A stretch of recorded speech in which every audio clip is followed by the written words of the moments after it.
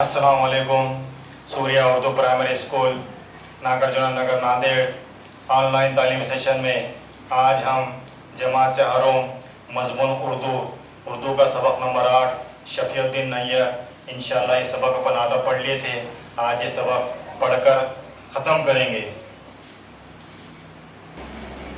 शफीउद्दीन नैयर ऐसे शायर थे जिन्होंने सिर्फ बच्चों के लिए नज़में और कहानियाँ लिखी। इनकी नज़मों और कहानियों में भूत प्रेत और जिनों परियों की बातें नहीं होती। इन्होंने जो कुछ लिखा बच्चों की आदतों को संवारने और इन्हें नेक बनाने के लिए लिखा। 10-12 साल की उम्र के बच्चे बड़े शौक से इनकी नज़में और कहानियाँ पढ़ते हैं। नैयर साहब ने एक बार कहा था, मुझे बच्चों से बहुत मोहब्बत है, मैं इनकी तालीम और तरबियत के लिए लिखता हूँ। मेरी नज़में पढ़कर बच्चे बूढ़े सभी कहते हैं कि मैं बच्चों के लिए लिखता रहूँ। नैयर साहब के सीने में बच्चे का सा दिल था। वो इतने मासूम थे कि कभी कभी इनकी बातें सुनकर लोग हंस दिया करते थे। वो बच्चों की सी बातें करते और बच्चों की तरह हर वक्त खुश रहना चाहते थे। अगर कोई इनके साथ अच्छा सलूक करता तो वो जगह जगह इसका जिक्र करते। वो वक्त के बड़े पाबंद थे। एक बार इन्हें जलसे की सदारत के लिए जाना था। वो घर से वक्त पर निकले। रास्ते में एक साहब मिल गए। वो इनसे बातें करने लगे। बातों बातों में देर होने लगी, इसलिए नैयर साहब वहाँ से जलसेगाह की तरफ दौड़ते हुए गए। मेज़बान बेचैनी से इनका इंतज़ार कर रहे थे।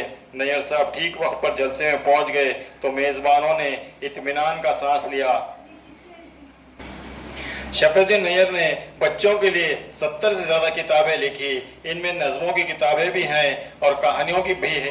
बच्चे आज भी बड़े शौक से ढूंढ कर इनकी किताबें पढ़ते और मज़े लेते हैं।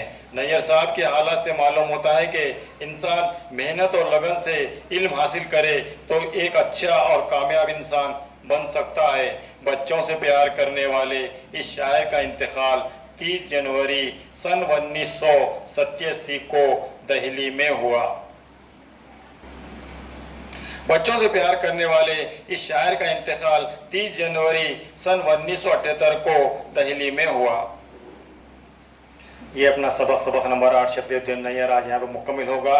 इंशाअल्लाह आइंदा पीरियड के अंदर हम इसके अल्फाज मायने और सवाल जवाब देखेंगे।